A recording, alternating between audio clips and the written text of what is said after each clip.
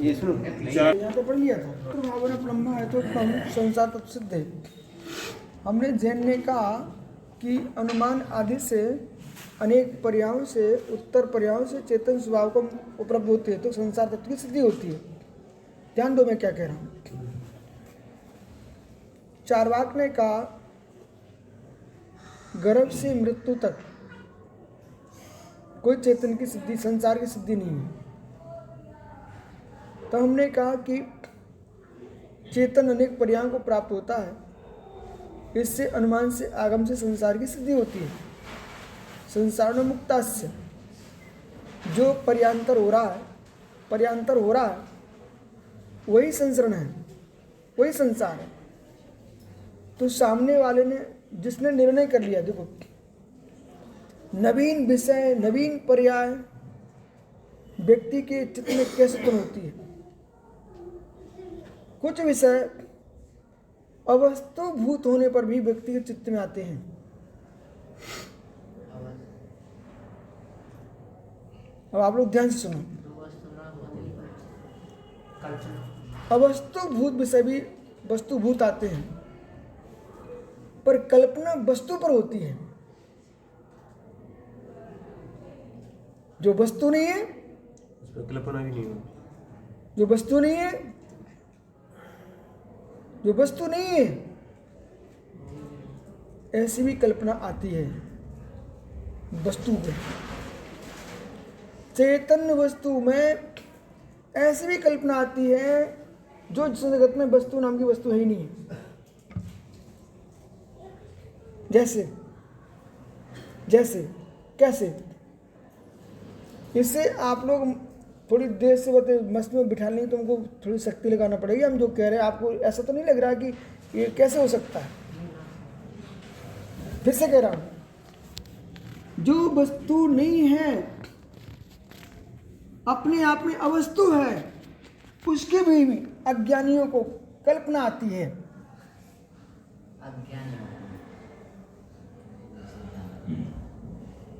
आप निर्णय करो, मैं अभी समझाता हूँ 2 मिनट के अंदर। जो वस्तु नहीं है, पुनः सुनिए, तर्कना। कल आप लोग बहुत चर्चा कर रहे थे आपस में खड़क की। तो जो वस्तु नहीं है, जितने मिथ्या मतों की मोक्ष की सिद्धि की कल्पना अवस्तु है, जितने मिथ्या मतों की मोक्ष की कल्पना अवस्तु है,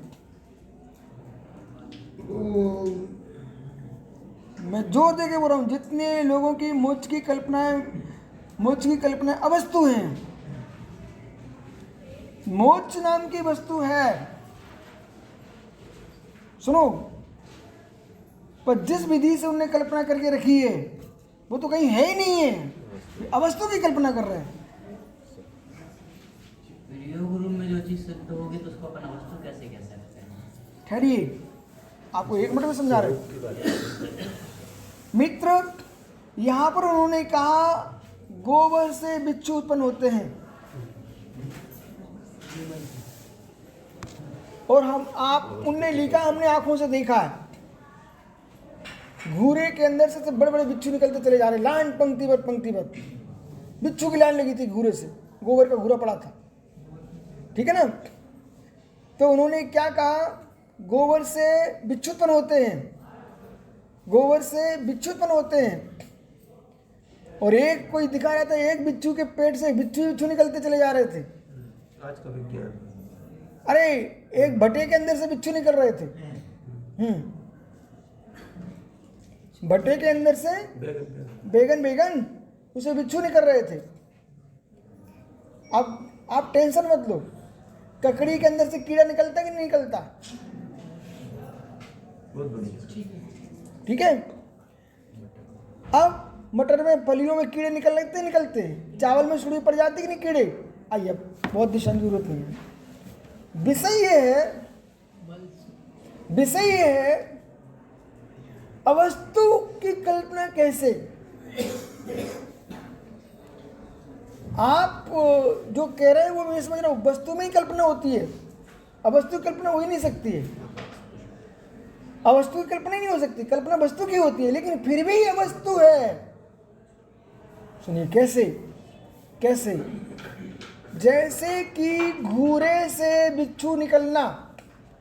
अरे घूरे से बिच्छू निकलना, घूरे से बिच्छू निकलना, घूरे से बिच्छू निकलना, घूरे से बिच्छू निकलना, घूरे से बिच्छू निकलना, बिच्छू बिच्छू बिच्छू जो देह है वो घूरे से सम्मूर्छन रूप से उत्पन्न हो सकती है, लेकिन घूरे से सम्मूर्छन रूप से चैतन्य की उत्पत्ति नहीं है, वस्तु है। कुछ आप सिर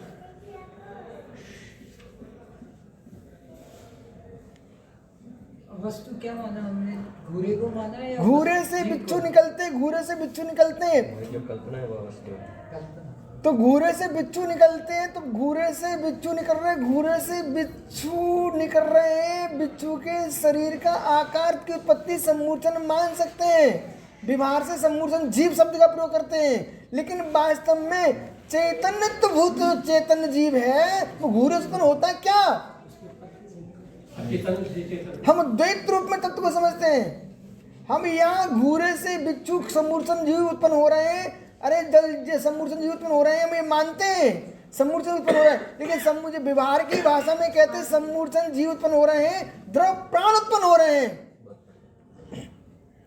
तुम जैन विद्वान बन के यहाँ आए हो, बच्चे बन के नहीं आए हो, मैं बचपनी भाषा नहीं बोलूंगा। आप जैन मनीषी विद्वान हो, जैन मनीषी विद्वान हो, इसलिए आपको उसी भाषा में प्रयोग किया जाएगा। घूरे से बिच्छू उत्पन्न हुए तो चींटी भी अंडे लिए घूमती मिलती है, तो क्या अंडे हो गया क्या? नहीं। वो उसके मल के ही सम्मूर्छन है, तो सम्मूर्छन जीव उत्पन्न हो रहे हैं, ऐसा व्यवहार से कथन होता है। सम्मूर्छन जीव, ये सम्मूर्छन जीवों के द्रव प्राणों की उत्पत्ति है। बोलो सही है ना? चैतन्य उत्पन्न होता है। द्रव प्राणों की उत्पत्ति है। यदि द्रव प्राणों की उत्पत्ति के स्थान पर कोई वो चैतन्य प्राण मानता है तो मैं उसको कहता हूं तेरे अवस्तु है, तेरी कल्पना है। क्या घूरे से जीव उत्पन्न हो सकता है क्या? अरे तुम घूरे के जीव की बात कर रहे हो, मैं मनुष्य के पेट से जीव उत्पन्न नहीं मानता हूं। ओ ज्ञानी, तुम सम्मूर्छन की बात कर रहे हो, मैं गर्भज की बात कर रहा हूं। कहीं से जीव उत्पन्न भी हो सकता है। ब्रह्मांड में मुझे वो भूमि चाहिए, वो स्थल चाहिए, वो माँ का पेट चाहिए जिससे जीव उत्पन्न होते हो। नहीं हो सकते, कदापि नहीं हो सकते। और जो ऐसा मानता है कि त्रिंचनी के पेट से, मनुष्यनी के पेट से, उपासया से जीव उत्पन्न होते हैं, वे अज्ञानी अवस्तु को उत्पन्न करना चाहते। ऐसी वस्तु है ही नहीं है जगत में। बोलो कुछ अब महात्मा जी। मैं लगा कि नहीं है, बिल्कुल जैसे कि अभी देखो, आप जैन विद्वान मैंने कह दिया, और उच्च कोटि के विद्वान की भाषा में बोली जा रहा है, आप उच्च कोटि समझिए। क्या तुम जैनी किसी भी जीव को किसी माँ के पेट से उत्पन्न करा सकते हो क्या? नहीं करा सकते। अरे माँ के रजवीर, पिता के वीर में माँ के रज से देह की उत्पत्ति हुई है। आत्मा तो वहां से जन्म उसने लिया, आया जो आयु कर्म बंद करके जीव आया है। जीव को उत्पन्न करने की योग्यता भगवान में नहीं है, तुम में क्या हो सकती है? अतुल बल के धारी तीर्थंकर परमेश्वर किसी जीव को उत्पन्न करना नहीं जानते हो। माता पिता क्या जीव को उत्पन्न करेंगे? और जब तुम्हारे माता पिता उत्पन्न करने की कर्ता नहीं है, उनसे कह देना तुम्हारे कर्ता नहीं हो, तुम क्यों मेरे ऊपर प्रेशर डालते? मैं तुम्हारा हूं ही नहीं। जब मैं तुम्हारा हूं नहीं हूं, अनधिकृत चेष्टा कर रहे हो। अरे तुम्हारे नियुक्त शरीर को मान सकता हूं मैं व्यवहार से, आप अपना शरीर ले लो अथवा भीख दे दो उसकी। बोल दो कितने पैसे चाहिए, भीख दे दो उसकी, खरीद लो। लेकिन चैतन्य तो हमारा है। ज्यादा रो रहे थे इनके ज्ञानी लोग, हमने कहा मत रो, न हम तुम्हारे थे न है न रहेंगे कभी, इसलिए मुझे शांति से जाने दो। मालूम है क्या करता पीयूष? स्वाद देख रहा है, सब बिठा लिए कुटुंबीजनों को, तो मैंने ऐसे ही खोल के निकाल के रख, पहले दिन में खोल लेता, देख लेता कहाँ कहाँ बैराग की बातें लिखी हैं, ठीक है, और खोल करके फिर शाम को पढ़ते थे। अब भी लोग चतुर थे, बोले देखो ये पहले से निकाल के रखता होगा कि यही क्यों सुनाते हैं। एक सुभाषक संदेह नाम का ग्रंथ है, संदोह, बहुत अच्छा ग्रंथ है, उसमें बैराग भरा हुआ है। सुभाषित रतन संधो सबसे पहले हमने ही पढ़ा था, वो पहले ही पढ़ने का ग्रंथ। उस ग्रंथ को पढ़ो, बैराग ऐसे लबालब भरता है। ये जगत की रूढ़ियाँ तो उसका स्थान नहीं है उनके पास। आइए, रतन संधो, हाँ उन्होंने व्याभिचारी क्यों कहा? आइए, कहाँ से दिखा सकते? अमित गति स्वामी का ग्रंथ है।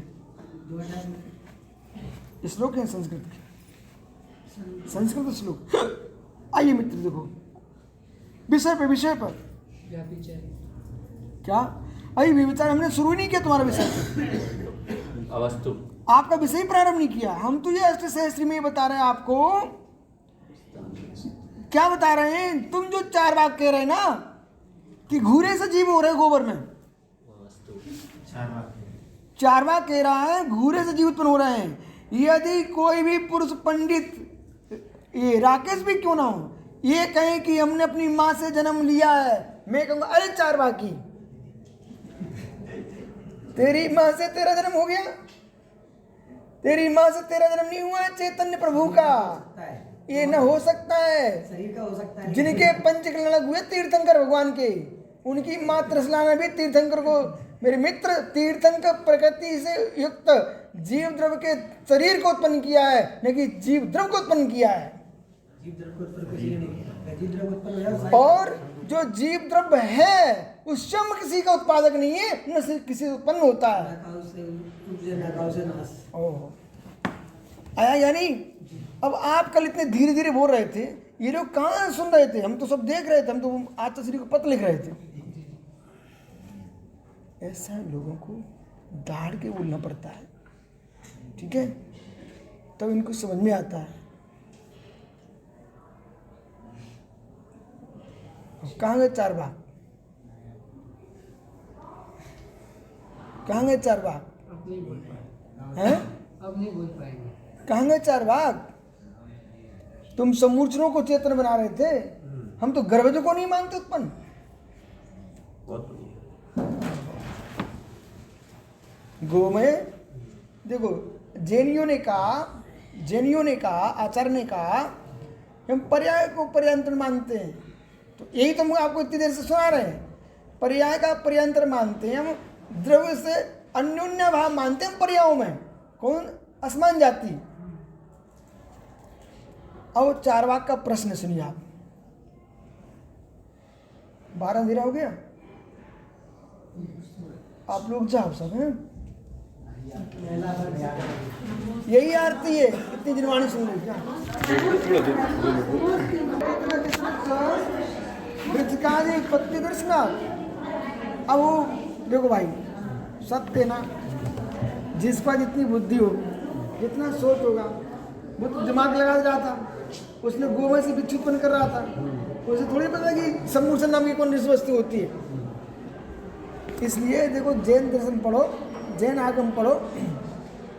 जगत के इतने लोग हैं, वे जहाँ सोच रहे हैं, जहाँ जिनवाणी कह रही उनका सोच वहाँ पहुँच ही नहीं रहा है।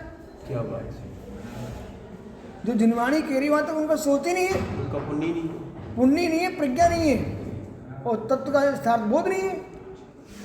तत्व का यथार्थ बोध हो जाएगा तो उनका सोच बदल जाएगा। हाँ, आज की पंचायत नहीं सुनी थी क्या? अब ये गोमय से जीव उत्पन्न मार रहे हैं, इसी में पछाड़ दिए जाएंगे बेचारे। गोमया चेतनत्व, गोमयादि अचेतनत्व, चेतनत्व वृश्चिकादिपत्ति दर्शनार्थ। गोमय से अचेतन, गोमय से चेतन बिच्छू आदि उत्पत्ति देखी जाती है। विचारी हेतु रीति चेत। तो आप जो कह रहे हो, जैन से कह रहा है कि गोबर आदि के चेतन से चेतन बिच्छू आदि उत्पत्ति देखी जाती है, इसलिए आपका हेतु विचारी है। कैसा विचारी? कैसा विचारी? उपादान कारण इसमें नहीं बन रहा है आपका। कैसा विचारी? हमने उनसे कहा उपादान के अनुसार ही उत्पत्ति होती है। वो यहाँ बन नहीं रही। उपादान के अनुसार उत्पत्ति, शब्द को नोट करो, एक अच्छा शब्द है, उपादान से उत्पत्ति। अरे वस्तु तो उपादान से उत्पन्न होती है। उपादान से उत्पत्ति, उपादान से उत्पत्ति। बेलन चौकी निमित्त है, आटा उपादान है, आटे से उत्पत्ति होती है रोटी की। उपादान से उत्पत्ति होती है। बेलन चौकी से नहीं होती है, वो निमित्त रूप। उपादान की योग्यता का अभाव होता है। उपादान से योग्यता का अभाव होता है क्या? क्या? उपादान रूप जो योग्यता है उसका अभाव होता है क्या? उपादान रूप जो योग्यता है उसका अभाव होता है? अभाव नहीं होता है। आप सीधे बोलो ना, घुमा के बोलो। निमित्त कर उपादान से उत्पत्ति। सुनिए, निमित्त आप जो कहना चाहते, अरे आप घबराओ नहीं, उनको तो ठीक कर लेंगे, तुम्हारे लिए हमारे लिए नहीं। उपादान से उत्पत्ति, उपादान से उत्पत्ति, उपादान रूप योग्यता जो है उपादान से उत्पत्ति। इधर तो बालक, उपादान से उत्पत्ति। कारण रूप उत्पत्ति उपादान में होती है, कारण रूप उत्पत्ति निमित्त से होती है। क्या बात है। कारण रूप उत्पत्ति उपादान में होती है, कारण रूप उत्पत्ति उपादान में होती है, निमित्त रूप उत्पत्ति निमित्त से होती है। कारण फिर अलग हो गए तो इसलिए बहिरंग कार्य कारण भिन्न ही होते हैं, अंतरंग कारण अभिन्न ही होते हैं। ये बोला नहीं फिर बीच में, आप बच्चे हो क्या? तो बच्चे नहीं, बच्चे हो तो बच्चे बैठे बेबी बच्चे नहीं। निमित्त जन्य उत्पत्ति, इसलिए निमित्त में होती है मित्र मित्र उपादान। मित्र मित्र घनत्व की भाषा का प्रयोग कर रहे हैं आप। घनत्व की भाषा निमित्त कहने की जरूरत ही नहीं है। घनत्व की भाषा, घनत्व की भाषा कारण बहिरंग कारण के लिए निमित्त दृष्टि है, अंतरंग कारण में उपादान दृष्टि है। उपादान दृष्टि में ही कारण होता है, निमित्त दृष्टि कारण होती है, सहकारी होती है, सहकारी कारण। निमित्त दृष्टि सहकारी कारण है और उपादान दृष्टि का रूप परिणत होने वाली अंतरंग कारण है, का रूप परिणत होती है। निमित्त अब भाई साहब बोले, महात्मा जी तो क्या उपादान से योग्यता का अभाव होता है? नहीं। उपादान रूप योग्यता का अभाव होता है क्या? उपादान रूप योग्यता का अभाव होता है। बहुत बढ़िया, उपादान रूप योग्यता का भी अभाव होता है। अब हिलना नहीं। यदि आप ध्रुव में सुकर्तृत्व देखते हो तो इस शब्द को भी कहना पड़ेगा, नहीं तब काम बिगड़ जाएगा। ऐसा बिगड़ेगा तुमको निमित्त ही कर्ता बनाना पड़ेगा। फिर उपादान की योग्यता जब फलित होती है तभी निमित्त सहकारी बनता है। उपादान की योग्यता जब तक नहीं आती है तब तक निमित्त होता ही नहीं है। भाव थोड़ी ना। ठहरिए, आप जैन हो क्या? इसलिए तो बोल रहे हैं। आप जैन हो क्या? आप जैन हो क्या? इसलिए तो आप जैन हो क्या? इसलिए ही बोल आप रहे जैन हो क्या? इसलिए ही बोल रहे हैं। योग्यता का अभाव नहीं होता। यदि जैन हो, सच्चा मित्र मित्र फिर से बोलिए, क्या नहीं समझो, आप उसमें बातें नहीं करो आंखों आंखों में। यदि जैन हो तो उपादान में योग्यता अभाव रूपी थी। बहुत बड़ी ये पकड़े। उपादान में योग्यता अभाव हुई थी। योग्यता को त्रैकालिक हम मान लेंगे, अनर्थ होता है। फिर तो आटे की रोटी बनने है। योग्यता को मित्र समझो, योग्यता से क्या ले रहे हैं? योग्यता त्रैकालिक मानते हो तो अनर्थ हो जाएगा। शक्ति रूप हम सत्कारवादी नहीं है। योग्यता सत्कार नहीं ले रही। बहुत बड़ी वही बात है, हम सत्कारवादी को अब प्रश्न नहीं करना है तुमको, बहुत ये मान लो हमारे लिए विषय मिल रहा है। हम सत्कारवादी नहीं है, हम सत्कारवादी नहीं है, क्या बात है। हम सत्कारवादी नहीं है, हम शक्ति रूपवादी हैं। शक्ति रूप योग्यता ही तो है। नहीं नहीं नहीं नहीं, नहीं बिल्कुल उसको नहीं, योग्यता हम नहीं सत्कारवादी नहीं है। शक्ति रूप हम योग्यता शक्ति को रूप क्या को मानने वाले हैं शक्ति और रूप शक्ति योग्यता। जो होती है अभावभूत होती है। शक्ति रूप योग्यता। मित्र मित्र प्रश्न पर प्रश्न नहीं, एक विषय को क्लियर होने दो।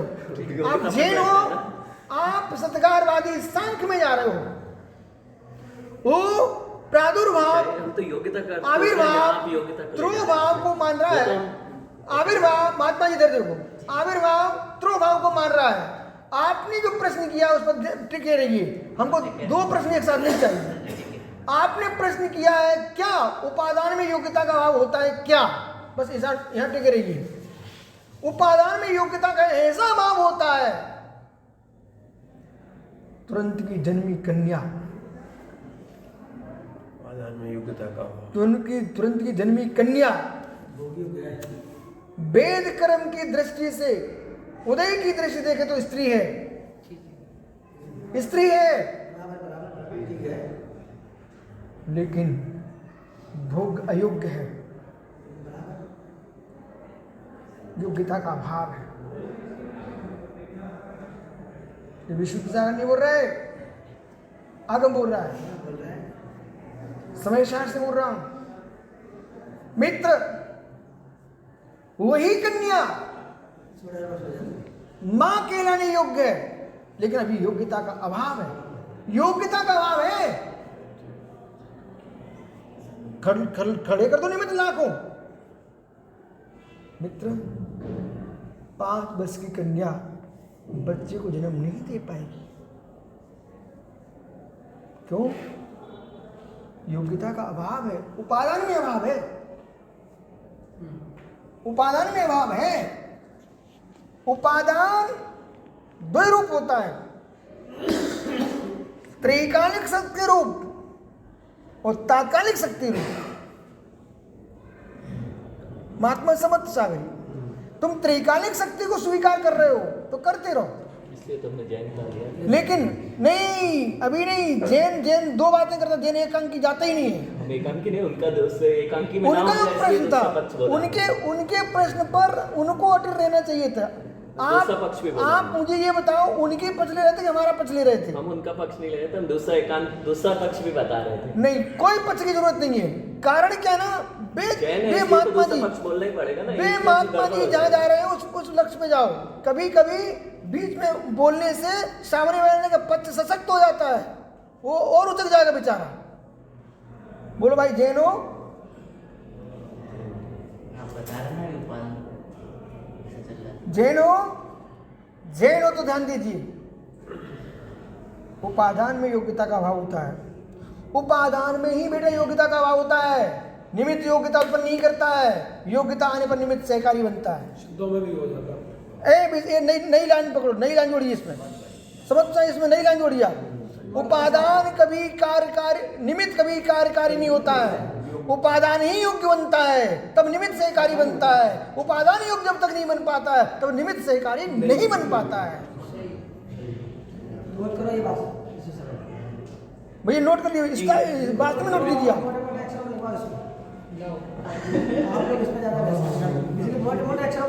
निमित्त कभी कार्यकारी नहीं होता। हम लोग शुद्ध जैन हैं। अरे आप जैसे मैं पाखंडी नहीं हूँ, मैं शुद्ध पाखंडी हूँ। निमित्त कभी कार्यकारी नहीं होता, उपादान ही योग्यता को जब प्राप्त होता है तब निमित्त सहकारी होता है। जैसे कि आम के पौधे में आम कितने साल में लगते बेटा? 3-4 उपादान ही योग्यता को प्राप्त होता है तब निमित्त सहकारी बनता है।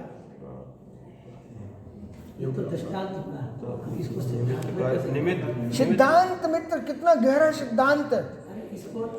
पंडित, वर्तमान में जितनी 85 की गाथा निकल चुकी हैं, वे संपूर्ण 85 ग्रंथ की गाथाएं ये कह रही है सहकारी साधनों को सहकारी स्वीकार करना ही चाहिए, कार्यकारी को ही कार्यकारी मानना चाहिए। इसलिए पिछे कमंडलू एक सहकारी साधन है, सहकारी साधन है। अंतरंग की वृत्ति कार्यकारी साधन है। मित्र, तदेतन मूल हेतु स्यात् कारणम से कारकम इस बाह्यम देश काल तपस्या बहिरंगकम। सारे बहिरंग हेतुओं को मानते हुए भी हम मूल हेतु जो हमारा उपादान है, यदि वो नहीं होगा तो सहकारी साधन क्या करेंगे? उपादान योग किससे बनता है? उपादान योग कब बनता है? अब उपादान की योग्यता पर प्रश्न आ रहा भाई। दूसरा पक्ष मतलब दूसरी दृष्टि से उपादान की योग्यता भी द्रव्य चेत काल के सापेक्ष है। जो आप लोग योग्योपादान उपादान का अर्थ निकालते हैं ना, निमित्त प्रधान, वो है ही नहीं है उसका अर्थ। ये तात्कालिक योग्यता होता है। बेटा समझ, तात्कालिक है। अभी तक मुंह में जब बच्चा था ना, छोटे में बचपना, तो मेरे लिए तक गलत अर्थ इसको समझाया गया कि मैं पागल होकर वैसे अर्थ करता रहा कि मेरी सब बुद्धि चढ़ी। मैंने कहा कितना अनर्थ हो गया जिनमानी के साथ। आप समझ में आता है। सुनो भैया, योग्योपादान योगे ने दृष्टा श्रुता मता इसको यही बोलते हैं। संपदा। बात बताओ। तो जो कह रहे ना योग्योपादान योगे ने उपादान की योग्यता के आने पर ही स्वर्ण पाषाण स्वर्णपने को प्राप्त होता है, ये कह रहे हैं उपादान दृष्टि से। अब इनका प्रश्न योग्यता कब आती है? अरे योग्यता कब आती है? जो योग्यता की योग होती तभी योग्यता आती है। स्वद्रव्य सुचेत काल भाव की निमलता होने पर ही योग्यता है। बहुत बढ़िया, इसीलिए वो कन्या बहुत सही उदाहरण दिया। सुक्षेत्र सुकाल स्वभाव की ही। अब यहाँ ये काल ये नहीं लगा रहे यहाँ, स्वद्रव्य सुक्षेत्र सुकाल भाव लगा, स्वतंत्र होने पर ही योग्यता आती है। सिद्धत्व योग्यता जो है वो त्रैकालिक योग्यता है कि तात्कालिक योग्यता है? इसलिए बोले प्राणी सिद्धत्व योग्यता हे आत्मन भो ज्ञानी समझ, जो सिद्धत्व है, सिद्धत्व प्राप्ति की त्रैकालिक योग्यता त्रैकालिक है, लेकिन जब प्रकट परमात्मा होता है तात्कालिक योग्यता से होता है। तो इसलिए तो योग्यता में भेद करने का बोल रहे थे। त्रैकालिक कैसे सिद्ध हो जाएगी फिर? बेटा तत्क्षण की पर्याय जो बोलते हैं हमारी मुमुक्षु भाई, वो तत्क्षण की जो पर्याय है, वो तत्क्षण में जो कार्य कारणभूत परिणाम है, वो तत्क्षण की पर्याय है, वो योग्यता ग्रहण करना। और त्रिकालिक योग्यता से मतलब ये है कि जैसे जन्मी कन्या जो है ना माँ बनेगी, उसके अंदर त्रिकालिक योग्यता है, ठीक है ना। लेकिन अभी कम से कम 12 वर्ष की लड़की होगी, कम से कम। अरे 12 वर्ष की होगी, ठीक है ना। तो कच्चेपन में माँ बना दिया, लेकिन पक्केपन में तो 16 वर्ष की कन्या, 18 वर्ष का युवा, ठीक है ना। अरे शासन की व्यवस्था मत देखो, अब आगम की व्यवस्था देखो। 16 वर्ष की कन्या, 18 वर्ष का युवा, ये माता पिता बनने के योग्य है, ठीक है। योग्यता आ गई आपकी।